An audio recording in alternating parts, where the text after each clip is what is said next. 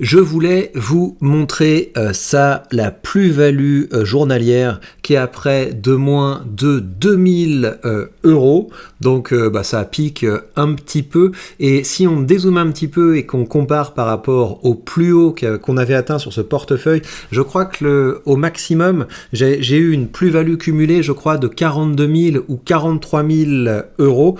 Donc ça veut dire que depuis le plus haut qui était en fin d'année dernière, on a perdu, en tout cas en termes de plus-value cumulée, pas loin de 6 000 euros, quoi. On a perdu 6-7 000 euros depuis les plus hauts. Il y a pas mal de raisons qui peuvent expliquer ça. Vous avez évidemment le contexte géopolitique qui est assez incertain et assez inquiétant. Vous avez par ailleurs le contexte économique qui est inquiétant avec le gros délire de Trump de mettre des tarifs absolument à tout le monde.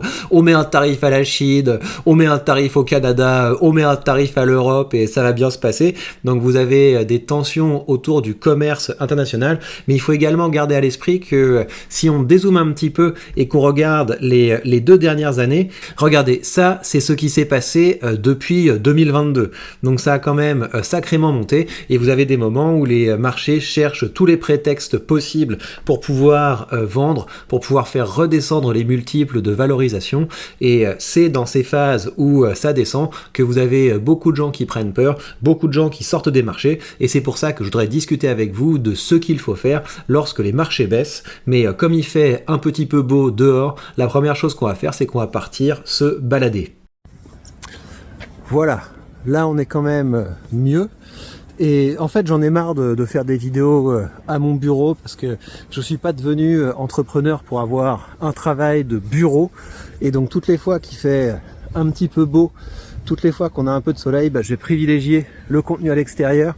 Et c'est même possible que prochainement, dans un avenir peut-être proche, peut-être plus ou moins proche, je créerai les conditions pour pouvoir être au soleil et être beaucoup plus souvent dehors que je ne le suis actuellement.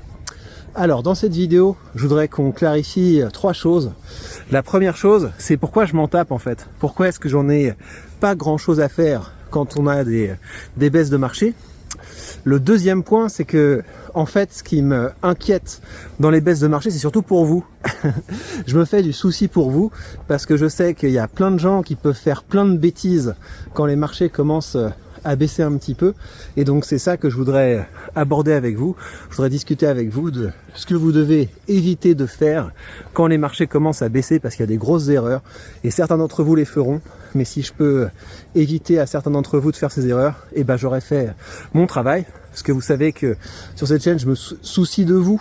Si vous voulez, l'arrière-plan politique de cette vidéo, c'est que j'ai envie que vous ayez un maximum de Français qui comprennent un petit peu comment fonctionne l'investissement, qui comprennent quelle est la bonne manière d'investir pour éviter évidemment de continuer d'entretenir cette pyramide de Ponzi qui est le système de retraite par répartition. Et donc si plus de gens étaient capables de s'occuper eux-mêmes de leurs finances, on ne serait pas dans cette situation catastrophique qu'on a à l'heure actuelle.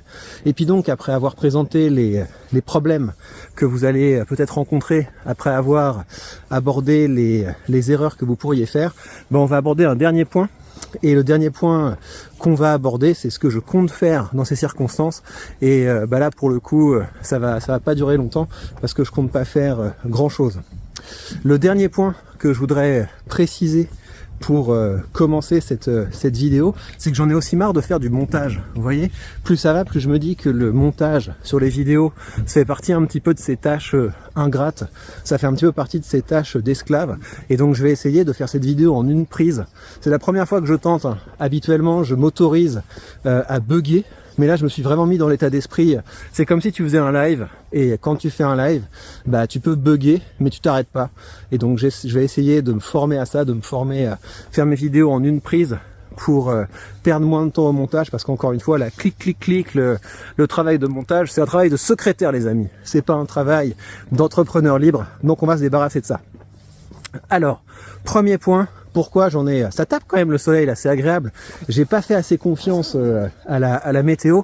J'ai mis une doudoune et je pense qu'au bout d'un moment, je vais commencer à avoir un petit peu trop chaud. Mais donc, premier point. Pourquoi je m'en fiche? Il y a deux raisons à ça.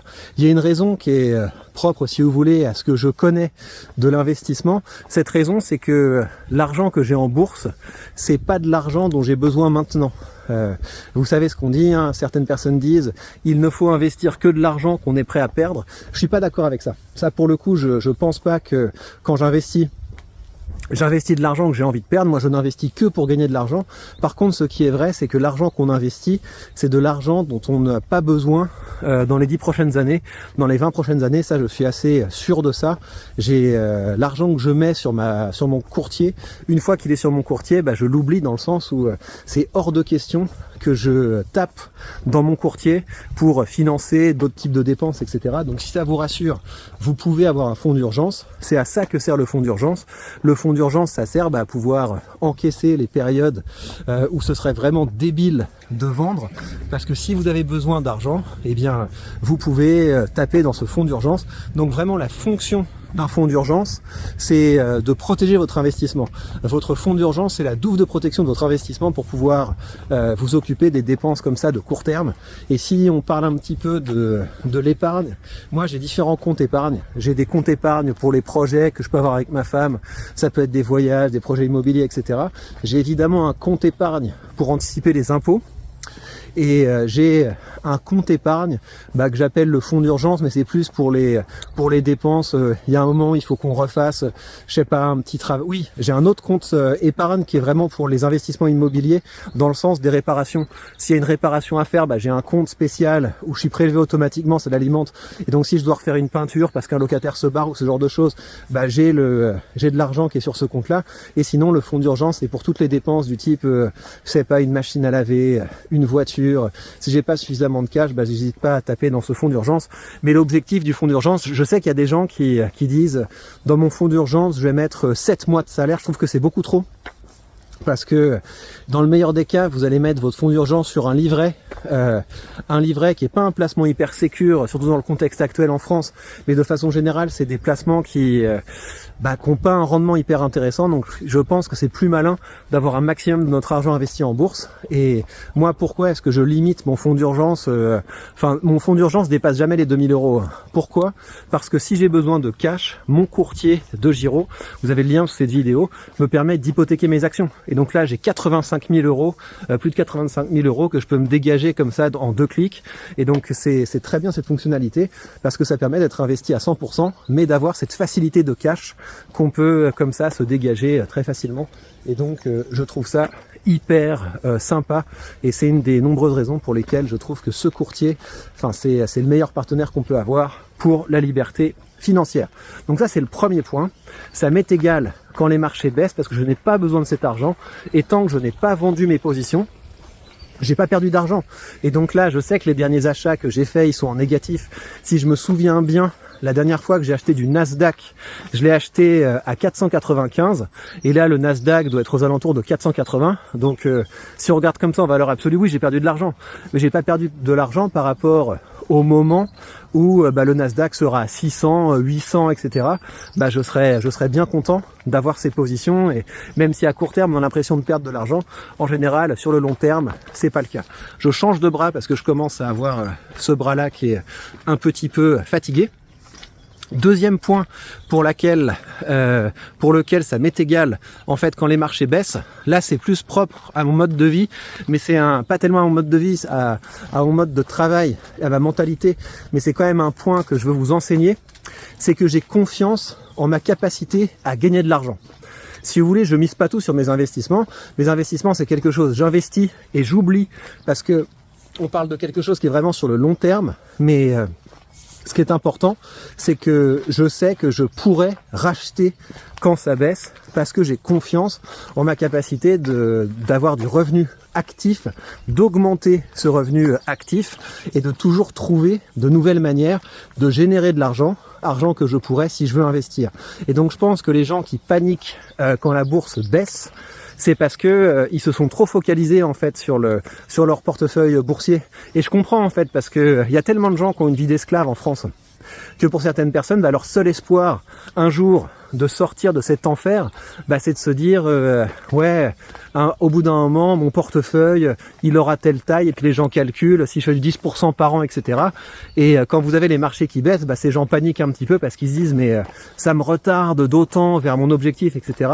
Et donc pour moi, c'est très bien d'avoir pris cette habitude d'investir, c'est essentiel d'avoir pris cette habitude d'investir, mais le plus important, c'est de vous focaliser sur votre revenu actif, sur cette capacité que vous aurez à profiter même de très longues périodes de baisse. Si les marchés décident de baisser pendant 5 ans, pendant 10 ans, bah on continue d'investir parce qu'on continue à gagner de l'argent. Et donc ça, sur ce point, bah vous savez que j'essaie de vous former, moi, à des méthodes qui sont agréables, qui sont simples, pour pouvoir augmenter votre revenu actif. Et là, ça va partir, hein, peut-être demain ou peut-être après-demain, vous allez commencer à recevoir des emails où je vais vous expliquer étape par étape comment débloquer vos premiers 1000 € de revenus mensuels avec votre business en ligne. Donc c'est le deuxième lien sous cette vidéo. Il ne faut pas manquer ça. C'est vachement agréable. On va reprendre le fil de la vidéo, mais là je profite un petit peu parce que ça faisait longtemps en fait qu'on n'avait pas eu une petite journée avec un bon soleil, une température agréable, et puis ça sent le printemps. Là, je sais pas si vous entendez, mais on commence à entendre les petits oiseaux. Il y a aussi il commence à y avoir des petits bourgeons sur certains arbres. Il commence à y avoir des petites fleurs, donc très sympa. Très sympa, ça augure la période des balades en vélo. Ça va bientôt arriver. Je reprends. Donc, ouais, là, faut pas que je me casse la figure parce qu'il y a quand même encore un peu de flotte et il y a des rivières qui avaient débordé. Donc, ça c'est pour les raisons pour lesquelles ça m'est complètement égal quand les marchés baissent. Premièrement, et voilà, je vais m'étouffer. Je m'en fous, je le fais quand même en une prise, mais j'ai avalé de travers. J'ai avalé de travers et du coup quand je parle, ça me fait tousser. Donc, première raison pour laquelle ça m'est égal quand les marchés baissent, bah parce que j'ai pas besoin de cet argent, et moi je vous encourage à tout faire pour être dans cette situation où vous n'avez pas besoin de taper dans votre portefeuille, soit parce que vous avez un fonds d'urgence, soit parce que vous avez fait le bon choix en termes de courtier, que vous avez un courtier comme DeGiro qui vous permet d'emprunter, de vous dégager du cash en hypothéquant vos ETF et vos actions. Oui, ça c'est un point, je suis pas revenu dessus, mais l'autre raison pour laquelle je me prends pas la tête, c'est parce qu'évidemment c'est un portefeuille passif. J'ai plus qu'une ligne en action sur ce portefeuille, c'est Microsoft. J'ai viré récemment Main Street Capital parce que j'étais tellement en plus-value sur cette position que bah voilà, je me dis c'est une action de rendement. Donc a priori, la fonction d'une action de rendement, c'est pas de surperformer. Donc ça veut dire que c'était un assez bon moment pour la vendre et j'ai viré Main Street Capital et j'ai mis ça dans un ETF parce que la fonction de ce portefeuille, c'est d'être le plus passif possible pour que j'ai jamais à me prendre la tête, pour que j'ai pas à me demander tiens mais est-ce que je devrais pas renforcer tel truc ou tel truc. Quand on est investi dans des indices, on n'a pas ce genre de risque. Alors deuxième point, deuxième temps de cette vidéo que je voulais aborder avec vous, c'était les erreurs que vous risquez de faire dans un contexte baissier. La première erreur, c'est peut-être la plus grave, c'est que vous allez décider de vous mettre en cash. Voilà. Vous avez plein de gens là qui vont faire du contenu en mode je suis un trader de l'extrême, j'ai tout compris comment ça se passait, t'inquiète, je sais quelle est la solution. Il faut se mettre en cash et puis tout simplement il faut racheter quand ça aura atteint le bottom. Voilà. Quand on sera arrivé au point bas, on va racheter. Et donc pourquoi c'est une erreur de faire ça? La première raison, c'est parce que vous allez perdre tout votre fric en frais et en impôts. Donc les frais, ça, parce que vous avez des frais de transaction. Sur DeGiro, ça va. Sur DeGiro, vous payez 1 € de frais quand vous faites des transactions sur vos ETF. Donc, mais ce serait stupide en fait d'être dans cette situation où vous vendez des ETF pour essayer de les racheter plus bas, plus haut, etc. C'est vraiment une erreur. C'est quelque chose qui est assez bête de faire ça, parce que le propre d'un ETF, c'est vraiment de pas commencer à vouloir faire du stock picking avec des ETF, c'est vraiment détourner la fonction de l'ETF. Mais ce que je voulais dire, c'est que vous allez avoir des frais de transaction, donc sur DeGiro, c'est pas des frais qui sont importants. Vous allez payer des taxes sur les transactions financières, et quand vous commencez à avoir des positions qui sont un peu importantes, bah, c'est des taxes qui sont costauds. Donc moi, je ferais quand même attention à ces taxes. Là, quand je bouge une ligne du type 6-7 000 €, j'ai quand même 30 balles qui partent dans la transaction financière et c'est assez désagréable. Et puis l'autre problème que vous pouvez avoir, c'est également un problème de taxe sur la plus-value. Parce que quand vous êtes dans un enfer fiscal comme la France, et ben quand vous vendez une position qui est en plus-value, bah bim, l'État prend 30%. Et ça, je trouve que c'est quand même trop bête. Ça, je pense que c'est trop bête. Donc, gardez à l'esprit que vendre à un moment pour rentrer, etc., c'est pas optimal parce que de toute façon, vous n'arriverez pas à timer le marché. Ça, c'est l'autre point. C'est que vous risquez en fait de vous retrouver dans cette situation où vous allez vendre sous le coup de la panique, et puis ensuite vous allez retrouver dans une situation où les marchés vont repartir et les marchés vont pas vous attendre. Et donc là, ce sera quand même assez dommage. Et il y a des gens qui attendent encore le méga crash. Voilà, ils attendent ça. Ils attendent le moment où ça aura vraiment tapé le bottom. Et ces gens se retrouvent avec du cash qui n'a absolument aucune valeur.